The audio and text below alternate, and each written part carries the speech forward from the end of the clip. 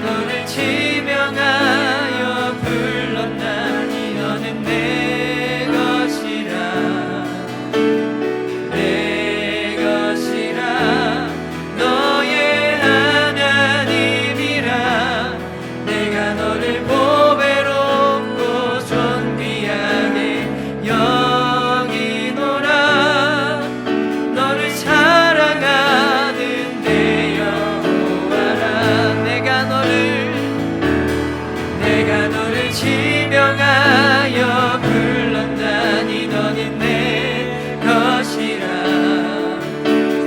내 것이라 너의 하나님이라 내가 너를 보배롭고 존귀하게 여기노라 너를 사랑하는 내 여호와라 나의 안에 거하라 나의 안에 거하라 나는 내 하나님이니 모든 반란 가운데 너를 지키는 자라 두려워하지 말라 내가 널 도와주리니 놀라지 말라 내 손 잡아주리라 나의 안에 거하라 나의 안에 거하라 나는 내 하나님이니 모든 반란 가운데 너를 지키는 자라 두려워하지 말라 내가 널 도와주리니 놀라지 말라 내 손 잡아주리라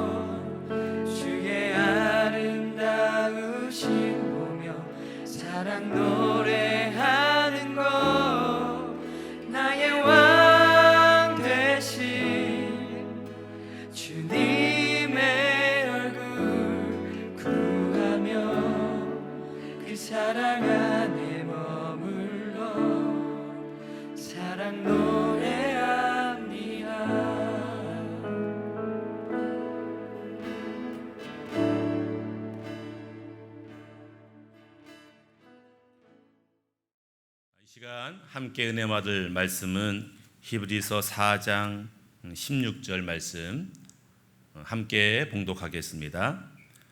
그러므로 우리는 긍휼하심을 받고 때를 따라 돕는 은혜를 얻기 위하여 은혜의 보좌 앞에 담대히 나아갈 것이니라. 아멘. 이 시간 드린 예물 위해서 함께 기도하겠습니다. 아버지 하나님 감사합니다. 주 앞에 예배하며 나올 때에 귀한 예물을 준비했습니다. 11조 예물, 감사 예물, 작정한 예물들, 믿음의 예물들을 주 앞에 드렸사오니 드린 손길을 기억하시고 사업의 복을 더하시고 약한 육체를 강하게 치료하시고 하나님의 은혜가 넘치는 복된 시간만 되게 하여 주옵소서. 드린 손길의 믿음을 보시고 하나님 간구하는 제목 응답받게 하여 주옵소서. 이 시간 주의 말씀을 듣습니다. 말씀이 생명이 되게 하시고 지혜가 되게 하시고 능력만 되게 하여 주옵소서. 말씀 가운데 함께 하실 주님을 기대하옵고 예수님의 이름으로 기도드립니다. 아멘. 제가 어저께 편지를 한 통 받았는데 보니까 결혼식 청첩장입니다. 아니 이 어려운 시기에 결혼을 하네 봤더니 이제 친구 딸이 이제 결혼을 하는데 이번 주 이제 토요일 날 결혼식이 있어요. 야, 이 시기에 어떻게 결혼식을 하네 봤더니 물론 예식은 하지만 동시에 이제 인터넷 생중계 이제 결혼식을 하겠다 이렇게 발표가 됐습니다. 한편으로는 야 결혼식을 생중계를 한다는 것도 신기하지만 또 한편으로 좀 안 됐다 이런 마음도 있어요. 사진을 보니까 아주 신랑 신부가 행복한 모습으로 서로를 바라보며 사진을 찍은 뭐 그런 청축장이죠.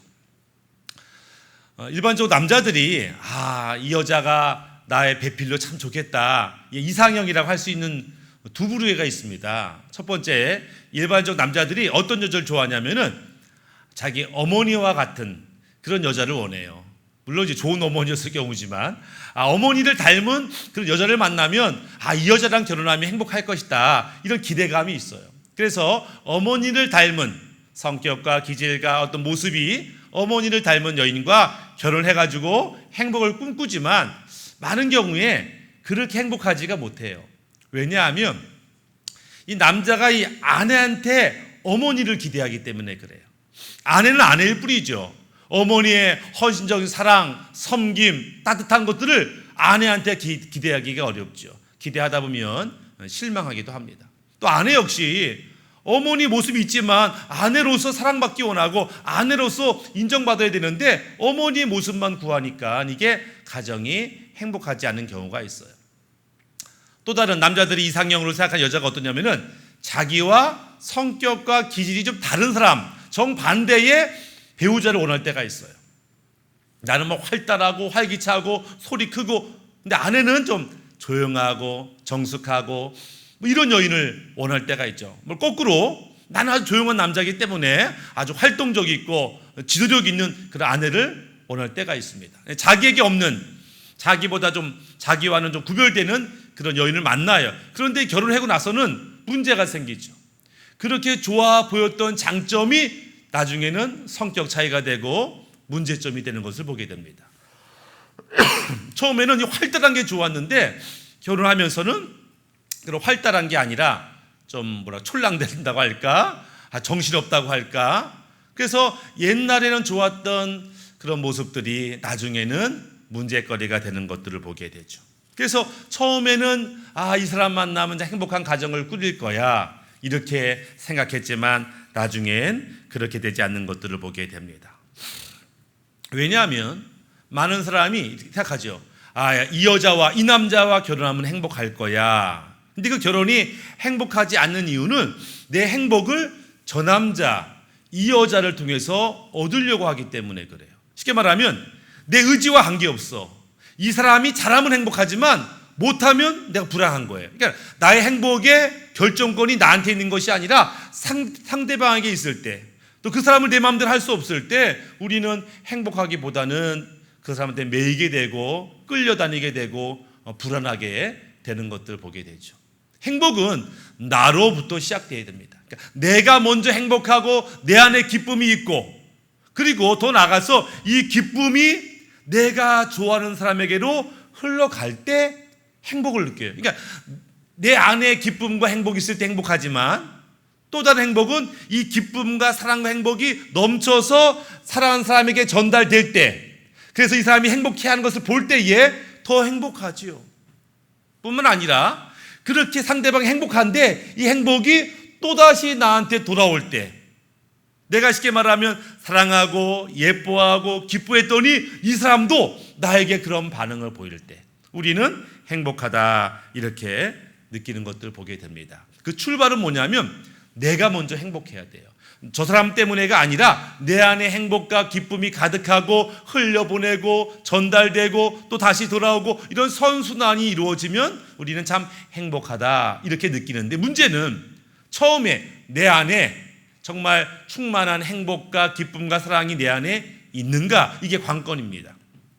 근데 보통의 경우는 자기 하나 겨우겨우 살아가는데 남을 도울 만큼, 남에게 베풀 만큼 사랑과 행복과 기쁨을 갖고 있는 경우가 많지 않다라고 하는 거예요. 여기에 문제가 있지요.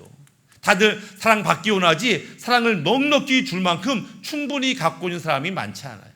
다행인 것은 우리 믿는 자들에게는 하나님이 계시다라고 하는 것이고, 하나님으로부터 우리는 우리에게 넘치는 필요 이상의 것들을, 사랑과 기쁨과 행복과 은혜를 공급받게 되고, 그래서 넘치는 것들을 이제 나눠 줄 수 있는 그 은혜가 우리에게 있다라고 하는 거예요. 그러나 모든 기독교인이 이런 축복을 누리냐? 그렇지가 않죠. 특별히 요즘엔 더 어렵습니다. 한국 교회가 어려운 점이 많이 있지만 최근에 코로나19 또 사회적 거리두기 2.5 단계에 접어들면서 예배가 어렵잖아요. 모임이 어렵잖아요. 함께 교제가 어렵잖아요. 함께 기도하고 함께 찬양하고 함께 은혜 받는 게 어렵잖아요. 그러다 보니까 하나님으로부터 부어지는 그 은혜를 누리지 못하고 살고 있기 때문에 점점 어려워지는 것들을 보게 됩니다. 이번 한 주간 과거 저의 신앙생활을 돌아보면서 그런 생각이 났어요. 제가 초등학교 때 저희 시골 마을에 부활절 주일 열합 예배를 했어요. 아침 일찍 어디에서 모였냐면 그 초등학교에서 모였어요. 그러니까 감리교, 장로교, 성결교 이런 많은 성도들이 큰 초등학교 운동장에 모여서 부활절 아침 예배를 다 같이 드렸어요. 지금 불가능하죠. 학교를 빌려서 종교 행사 한다? 어떻게 특정 종교 행사를 학교에서 할 수 있냐? 아마 반대가 많겠죠. 우리가 알듯이 여의도 광장에서 100만 명이 모여서 선교 집회, 부흥 집회를 한 적이 있어요. 근데 요즘에는 불가능하겠죠. 아마 서울시에서 허락도 하지 않겠죠. 또 삼각산에서 많은 교인들이 성도들이 올라가서 기도했던 기억이 있어요. 수만 명이 매일같이 삼각산에 올라갔고 저희들도 청년들과 함께 삼각산에서 뜨겁게 기도했던 그런 기억이 있어요. 근데 지금은 불가능합니다. 저녁 9시 넘어가서 삼각산 올라가면요 벌금이 있어요. 입상 금지예요. 벌금이에요. 그래서 기도할 수가 없다라고 하는 거예요. 어릴 때 어느 교회에서 여름 성경학교 하면요 열심히 있는 집사님들이 등에다가 장구를 메고 막 장구 치면서 야 여름 성경학교 시작됐습니다. 얘들아 모여라. 그렇게 성경학교가 시작됐어요. 근데 요즘 어떻게 해요? 그렇게 북치고 장구 치면 탕장에 민원 들어가고 경찰이 출동된다라고 하는 거예요. 쉽게 말하면 과거에 우리의 교회들은 믿음의 선배들은요 산과 들과 바다와 광장과 거리를 막론하고 예배하고 전도하고 찬양했어요. 그러니까 하는 이 대한민국 곳곳이 예배의 장소, 하나님 임재의 장소, 하나님 역사는 장소가 되었었다라고 하는 거죠. 그리고 그때 많은 사람들이 그렇게 말해요. 야, 교회만 가면 이 불치병도 고침받을 수 있어. 교회만 가면 자식 잘 되고 이 남편 사업 잘 돼. 교회만 가면 어떠한 정신병도 나. 이런 말들을 불신자들도 많이 하는 것들을 보게 됐다라고 하는 거예요. 왜요? 대한민국 곳곳에 하나님을 예배하고 찬양하는 자들이 가득했기 때문에. 그러나 지금은 어때요? 지금은 산에서도 예배할 수 없어요. 광장에서 예배할 수 없어요. 학교에서 거리에서 찬양하고 예배할 수 없어요. 심지어 예배당에서조차 예배하고 찬양할 수 없어요. 그럼 어떤 일이 벌어지느냐? 하나님의 임재, 하나님의 성령의 기름 부으심을 점점 적게 받게 되고 희박하게 되어지더라. 이것이 바로 한국교회의 문제가 되는 거예요. 한국교회 기름 부으심이 사라지고 찬양과 기도와 말씀이 사라지는 그 자리에 사탄이 알지요. 한국교회가 영적으로 침체됐구나. 하나님 임재가 약해졌구나. 성령의 기름 부으심이 없구나. 이때다. 사탄이 장난치고 역사하는 것들 보게 됩니다. 사탄이 어떻게 역사해요? 가장 사탄의 첫 번째 무기는 거짓말이죠. 교회에 거짓말을 보내고 사회에 거짓말을 보내고 정부에 거짓말을 보내고 신문사에 언론에 거짓말을 보내고 그래서 거짓이 난무하는 대한민국이 돼요. 이것을 제지할 영적인 기름 부으심이 교회에 점점 약해지는 것들을 보게 됩니다. 그러면서 이 거짓말들이 교회까지 들어와서 교회 안에서 거짓말인데 사람들이 그 거짓말을 믿어요. 왜요? 분별력이 사라지니까. 성령의 음성을 듣지 못하니까, 성령의 인도를 받지 못하니까 점점 미혹들이 사회만이 아니라 교회 가운데서도 이런 거짓말들, 미혹들이 가득한 것들을 보게 됩니다. 그러면서 교회 안에 야 그거 아니야? 그 교회가 그랬대. 야 그런 교회가 다 있냐? 너 들었어? 그 집사님이 그랬대. 설마 그럴 수가 있냐? 확인도 안 해보고 기도도 안 해보고 거짓 소문을 믿고 퍼뜨려요. 왜? 분별력이 없으니까. 소문 듣고 퍼뜨려요. 기도하지도 않아요. 하나님의 뜻도 알지 못하면서 왜 그래요? 영적인 민감함이 떨어졌기 때문에 그렇더라. 이런 문제들이 이제 점점 교회 안에 들어옴으로 말미암아 교회 안에 갈등이, 교회 안에 내분이, 교회 안에서 혼선이 있어요. 그러다 보니까 교회가 영적 전쟁을 제대로 치를 수가 없어요. 교회가 받은 사명을 온전히 감당할 수 없는 그런 문제를 갖게 되더라라고 하는 거죠. 코로나19 때문에 우리가 모여서 예배하지 못했을 때에 성도들이 상당수 이런 말을 했습니다. 목사님, 제가요 교회 다니고 나서 주일날 교회 안 간 건 이번이 처음이에요. 이상해요. 어떻게 예배를 못 드리다니 막 근심하고 걱정하고 죄책감까지 느꼈어요. 근데 벌써 몇 주가 지나니까 영상 예배 드리는 것도 괜찮네요. 영상 예배가 좀 편하고 좋네요. 이렇게 반응해요.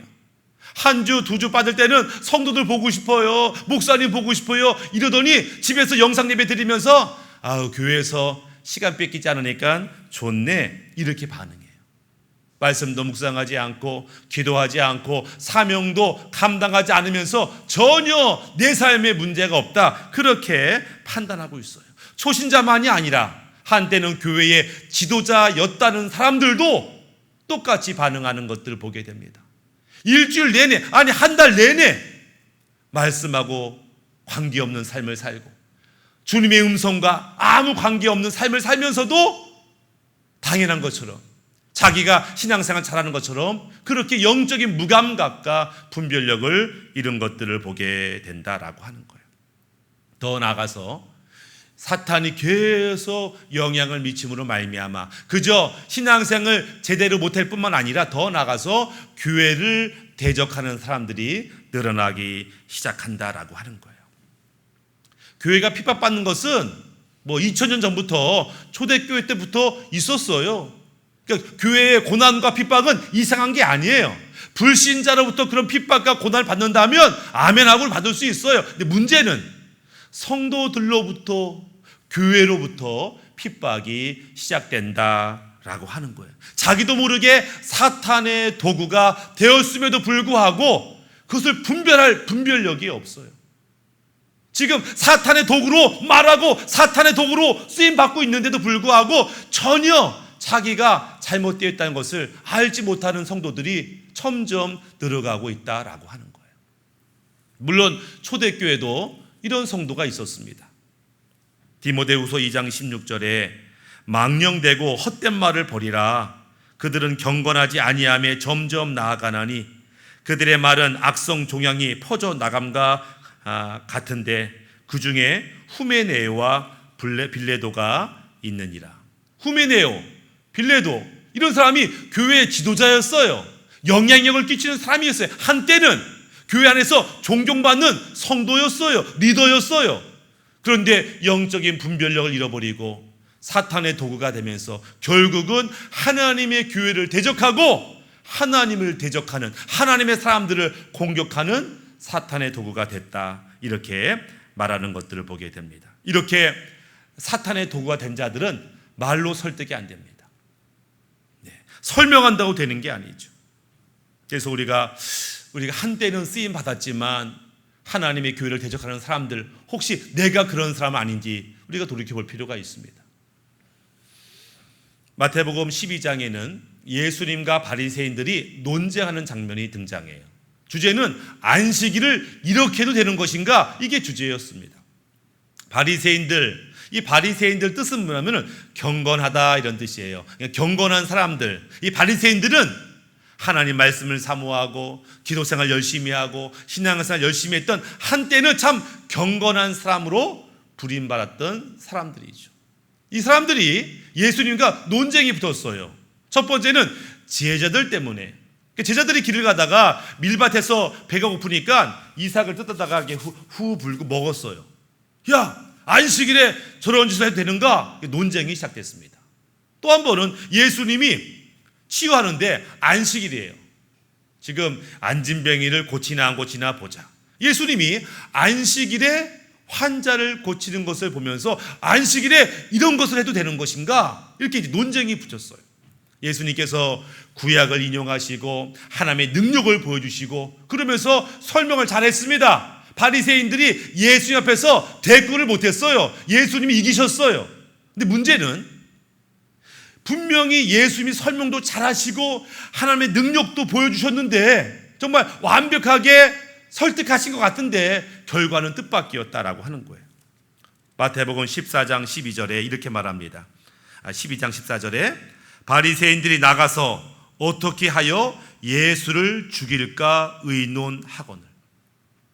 논쟁이 붙었는데 예수님이 설명을 잘 해줬어요. 이것이 맞다고 능력도 보여줬어요. 구경꾼들이 야 역시 예수님이 최고야 이렇게 인정했어요. 근데 정작 바리새인들은 아마 이런 것 같아요. 무시를 당했다, 망신을 당했다, 감정이 상했다 이런 것이겠죠. 그래서 분명히 논쟁에서 졌는데 반응은 내가 우리들이 예수를 죽일 거야 이렇게 반응을 하더라라고 하는 거예요. 감정이 상했다라고 하는 거예요. 성도들 사이에 이럴 수가 있어요. 감정이 상하면, 그렇죠? 망신을 당하면, 내 뜻대로 안 되면, 억울하면 이성적 판단을 멈춰요. 그때부터는 감정적으로 공격하죠. 그래서 흔히 말하면 한국 사람은 기분 나쁘면 천국도 안 간다 이렇게 말해요. 기분이죠. 사실은 기분이 아니에요. 감정이 아니에요. 사실은 그것이 영적인 문제예요. 나 저 인간한테 기분 상했어, 마음 상했어, 상처받았어, 그래서 미워해, 싫어해. 아니요, 영적인 문제예요. 근데 그 영적인 문제인지 본인이 몰라요. 그냥 기분 나쁘다는 거지, 상처받았다는 거지, 망신당했다는 거지요.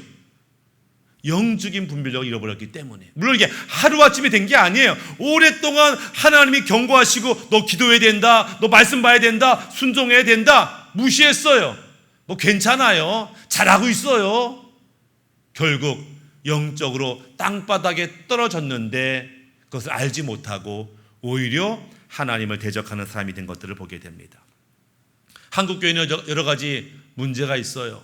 성도의 숫자가 줄어들고 있다, 헌금이 안 거치고 있다, 이건 별 문제 아닙니다. 진짜 문제는 하나님의 교회에, 하나님의 성도 가운데 임재가 점점 약해지고 있다. 교회와 성도들이 영적인 분별력을 잃어버리고 있다. 이것이 문제죠. 물론 해결책은 쉽습니다. 해결책은 별거 없어요. 하나님 뜨겁게 사랑하고 하나님 임재를 구하고 말씀에 순종하고 이거면 돼요. 문제는 그럴 힘이 없어요. 영적인 힘이 없어요. 분별력이 없어요. 자기가 얼마나 심각한지를 모르기 때문에 기도할 마음이 없어요. 자기의 상태를 모르기 때문에, 하나님의 은혜를 누리지 못하기 때문에 힘이 없는 것들을 보게 됩니다. 그렇기 때문에 지금 누가 중요하냐면 하나님으로부터 중보 기도의 사명을 받은 중보 사역자의 역할과 사명이 굉장히 중요할 때입니다. 그래서 스스로 나는 중보자지, 하나님 나에게 중보 기도의 사명을 주었지, 이렇게 느끼는 분이 있다면 그분이 하실 일이 있어요. 어떤 일이에요? 그분들은 교회로 오셔야 됩니다. 교회로 오셔서 시간 날 때 교회에 오셔서 하나님 이 예배당에 하나님의 임재가 임하도록 기도하셔야 됩니다. 그리고 우리 교회와 성도들이, 한국교회 성도들이 미혹되지 아니하고 거짓말에 속지 않을 수 있도록 영적 분별력 달라고 기도하셔야 돼요. 그래서 한국교회가 하나님을 사랑하고 사모하고 열심을 낼 수 있도록 기도해 주셔야 돼요. 왜? 많은 사람들이 기도할 힘을 잃어버렸기 때문에. 기도의 불이 다시 한번 한국교회에 임하도록 기도해 주셔야 한다라고 하는 거예요. 이 땅에 많은 사람들이 이것도 했다, 저것도 했다, 움직여요. 사람들을 움직이게 하는 원동력이라는 게 있습니다. 사람들을 움직이게 하는 원동력이 뭘까? 원동력. 사람들은 무엇 때문에 움직이지? 사람들을 움직이게 하는 그 힘이 뭐지? 간단하게 말하면 뭐냐면은 사람들은 자기가 좋아하는 것, 자기가 사랑하는 사람에 따라서 의해서 움직인다라고 하는 거예요. 어떤 학생이 밤새 게임해요. 이유는 재밌어서, 좋아서입니다. 친구 따라 강남 가요. 너 왜 강남 왜 갔냐? 친구가 가재요. 나는 강남 갈 마음이 없어요. 근데 내가 좋아하는 친구가 강남 가자고 하니까 친구 따라 가는 거예요. 강남에 볼 일 있는 게 아니고 내가 좋아하는 친구가 하자니까 하는 거예요. 즉 사람들을 움직이는 게 뭐냐면 첫 번째 좋아하는 것, 두 번째 내가 좋아하는 그 사람이 원하는 것, 그것이 우리를 이끌어 간다라고 하는 거예요. 그렇다면 지금 나는 무엇을 좋아하고 있지? 나는 지금 누구를 따라가고 있지? 한번 생각해 보세요. 내가 요즘 좋아하는 게 뭐죠? 나를 설레게 하는 게 뭐죠? 내가 좋아하는 사람이 누구죠? 그 사람이 나보고 뭐 하기 원하죠? 그것이 사실은 그 사람의 영적 수준이고 영적 상태예요. 내가 좋아하고 내가 좋아하는 사람, 그 사람, 그것이 내 영적 수준이고 영적인 상태다. 탈무드에는 사람이 자기의 수준이 어떤지를 알아보는 세 개의 단어가 있다 이렇게 말해요. 그게 키소, 코소, 카소 이렇게 부르는데요. 키소라는 것은 돈주머니, 지갑 이런 뜻입니다. 쉽게 말하면 그 사람이 돈을 어디에다 쓰는 것을 보면 그 사람이 어떤 사람인지 안다. 그 사람의 수준이 어떤지 안다라고 하는 거예요. 얼마나 많이 벌었냐, 조금 벌었냐가 아니라 많든 적든 그 돈을 어디에 쓰고 있느냐가 그 사람의 모습을 이야기한다라고 하는 거예요. 예전 한 25년 전에 어떤 집사님이 목사님 제가요 소원이 있는데요 사업회가 돈 열심히 벌어가지고요 선교할 거예요. 집사님 사업 잘 되길 바랍니다 이랬다고. 20년이 지나도 집사님은 그러고 다녀요.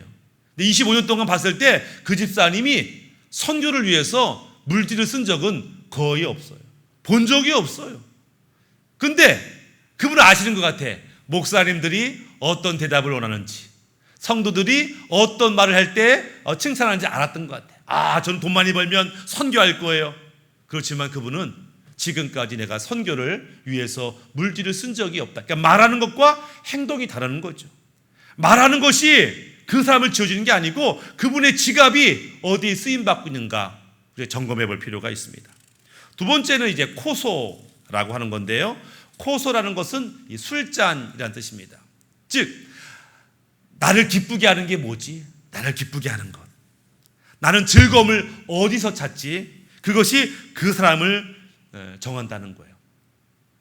밤새 술 먹고 노래방 가고 춤추고 즐기고 이것을 즐거워하고 기뻐한다. 그 사람의 영적 상태가 그 정도라는 거예요.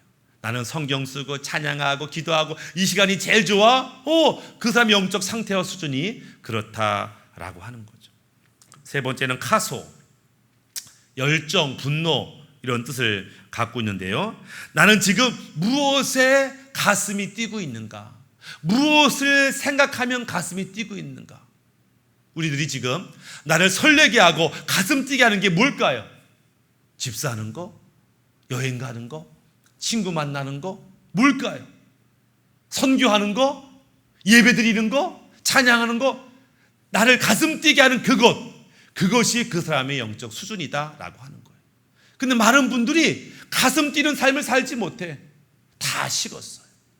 옛날 안도현 시인이 너에게 묻는다 그 시에서 연탄재 함부로 차지 마라. 너는 누구에게 한 번이라도 뜨거운 사람이었느냐 이런 시가 있습니다. 연탄재 함부로 차지 마라. 얘는 적어도 한 번은 뜨거운 인생을 살았던 연탄재야. 너는 그렇게 지금 뜨거운 인생 살고 있어? 열정을 가지고 살고 있어? 우리 과거에 한때 그랬다가 끝난 인생이 아니라 지금 열정이 불타오르는데 그런 삶을 살고 있는지 자기를 점검해 봐야 한다라고 하는 거죠. 오늘날 많은 사람들을 바라볼 때 문득 제 마음에 느낌이 있어요. 저분 좀 변화가 필요하다. 저 사람은 좀 바뀌어야 되겠다. 이렇게 느끼는 사람들이 있어요. 항상 문제는 정작 본인은 그렇게 안 느낀다는 거죠. 저분은 바뀌었으면 좋겠는데 안 바뀌죠 잘. 사람이 바뀌는 경우가 있어요. 어떻게 바뀌냐면 그가 누군가를 좋아하면 바뀌어요. 누군가를 좋아하면. 내가 누구를 좋아해. 그러면 그 사람이 원하는 사람이 되고 싶어요. 그 사람이 원하는 것을 하고 싶어요. 나는 평상적인 난데 갑자기 내가 누굴 좋아해. 근데 그 좋아하는 사람이 이런 종류의 사람을 원하거나 이런 일을 원하면 내가 그걸 하고 싶은 거예요. 왜? 그 사람한테 잘 보이려고. 만약에 내 주변에 누군가가 바뀌고 있어, 막 예뻐지고 있고 뭐 좋아지고 있고, 그럼 뭐예요? 야, 너 좋아하는 사람 있지? 이렇게 물을 수 있어요. 우리가 누군가를 좋아하면 그 사람을 기쁘게 하기 위해서 내가 바뀌기를 원해요. 막 원해요. 근데 만약에 내가 좋아하고 내가 사랑하는 사람이 하나님이라면, 하나님 너무너무 좋아요, 하나님 너무너무 사랑해요, 그렇다고 한다면 자기도 모르게 하나님이 기뻐하는 사람이 되고 싶어해요. 하나님이 원하는 것을 하고 싶어요. 왜? 그렇게 하나님께 인정받기 원하니까. 그것은 내가 하나님을 사랑할 때 변화가 시작돼요. 근데 왜 성도들 가운데 변화가 없느냐? 내가 볼 때는 하나님을 그렇게 사랑하지 못하고 있더라라고 하는 거예요. 두 번째는 누가 변화되는가? 진짜 변화되어야 된다, 이 필요성을 느끼는 사람이 변화가 됩니다.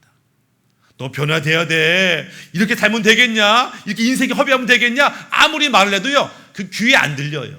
진짜 자기가 맞아, 이런 삶은 싫어, 나 진짜 변화되어야 돼, 이렇게 스스로 결단하고 변화를 꿈꾸는 사람만이 변화가 되는 거예요. 출애굽기에 바로 왕이 등장합니다. 바로 왕은요 모세를 통해서 엄청난 하나님의 말씀을 들었어요. 모세를 통해서 엄청난 하나님의 능력을 봤어요. 경험했어요. 그럼에도 불구하고 바로는 변화되지가 않았습니다. 하나님의 음성도 듣고 능력도 기적도 체험했지만 바로는 변화되지 않았어요. 이유는 한 가지입니다. 바로는 변화될 마음이 없었어요. 어릴 때부터 왕자로 태어나가지고 자기가 하고 싶은 대로 살았어요. 왕이 됐어요. 지금까지 하고 싶은 대로 하면서 지냈어요. 근데 갑자기 하나님 말 들으라고, 이렇게 이거 하면 안 된다고, 저거 하라고, 나 싫어, 나 그렇게 살고 싶지 않아, 난 내가 하고 싶은 대로 살 거야. 그렇기 때문에 변화될 마음이 없었기 때문에 아무리 말씀을 듣고 능력을 봐도 그는 변화되지 못했다라고 하는 거예요. 말씀을 마무리하면 이 땅에 많은 사람들이 행복하고 싶고 사랑받고 싶고 기쁨을 누리고 싶어요. 그런데 이것이 내 안에서부터 나오지 아니하면 다른 사람 때문에는 행복할 수가 없어요. 왜? 다른 사람은 내 맘대로 안 되니까. 내 맘대로 안 되는 행복은 나의 온전한 행복이 아니기 때문에. 문제는 내 안에서 기쁨과 사랑이 넘쳐나야 되는데 나에게는 그런 기쁨과 사랑의 원천이 없어요. 그 원천은 하나님께 있습니다. 그래서 우리가 하나님으로부터 하나님의 마음을 공급받고 사랑을 공급받고 능력을 공급받고 하나님의 좋은 것들 공급받을 때 기뻐하고 즐거워 찬양하는 거예요. 감사하는 거예요. 문제는 우리가 그럴 시간을 점점 갖지 못하고 있다는 거예요. 예배도 드리지 못하고 찬양도 기도도 하지 못하고 말씀을 묵상하지도 못하고, 그러니까 하늘로부터 공급이 끊어지게 됐다라고 하는 거예요. 그래서 교회마다 성도들 삶 가운데 하나님 임재가 없고 영적인 분별력이 없고 하나님 은혜가 약해지니까 사탄이 이때를 노리고 공격하는 것들을 보게 됩니다. 그래서 다시 한번 중보 기도자들이 지금 깨어나야 돼요. 아, 지금 내가 기도할 때다. 물론 집에서 기도할 수 있어요. 그러나 중보 기도자라고 한다면 교회로 오셔야 됩니다. 자기 시간 될 때 교회로 오셔서 하나님의 임재가 이곳에 임하도록 기도하셔야 돼요. 한국교회와 성도들 가운데 영적인 분별력이 임하도록 기도하셔야 됩니다. 하나님에 대한 사랑과 열망이 회복되도록 기도해 주셔야 되는 거예요. 한국교회 문제는 돈 문제가 아니에요. 우리 사회 문제는 정치, 경제 그런 문제가 아니에요. 영적으로 깨어있지 못하는 것이 문제고, 자기가 하나님의 임재로부터 많이 벗어난 것을 모르기 때문에 문제가 발생하고 있더라.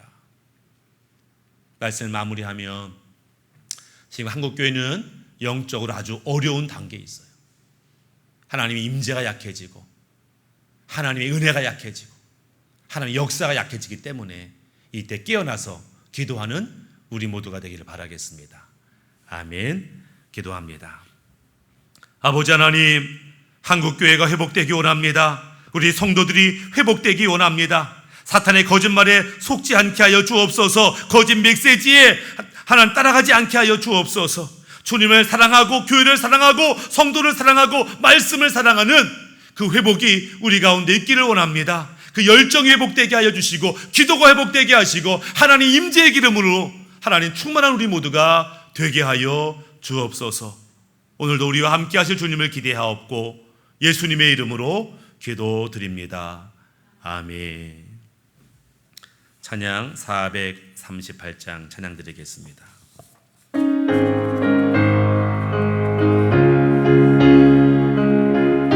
내 영혼이 은총 입어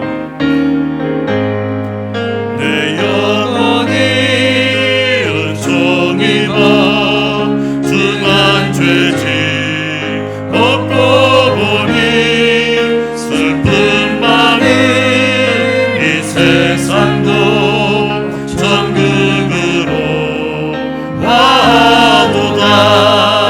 할렐루야 찬양하세. 내 모든 죄 사함받고 주 예수와 동행하니 그 어디나 하늘나라 주의 얼굴 뵙기 전에 멀리 뵈던 하늘나라 내 맘속에 이루어지니 날로 날로 가깝도다. 할렐루야 찬양하세. 내 모든 죄 사함받고 주 예수와 동행하니 그 어디나 하늘나라 높은 산이 거친 들이 조망이나 금거리나 내 주 예수 오신 곳이 그 어디나 하늘나라. 할렐루야 찬양하세. 내 모든 죄 사함받고 주 예수와 동행하니 그 어디나 하늘나라. 아멘. 교회 소식 알려드리겠습니다. 우리가 지금 교회 가정마다 개인마다 성경을 필사하고 있어요. 이미 또 다 작성해서 가져오신 분도 있습니다. 아마 분량이 많지 않으신 분들은 이미 다 필사했을 텐데 필사가 끝나신 분들은 교회로 가져오시면 잃어버리지 않게 또 잘 관리하도록 하겠습니다.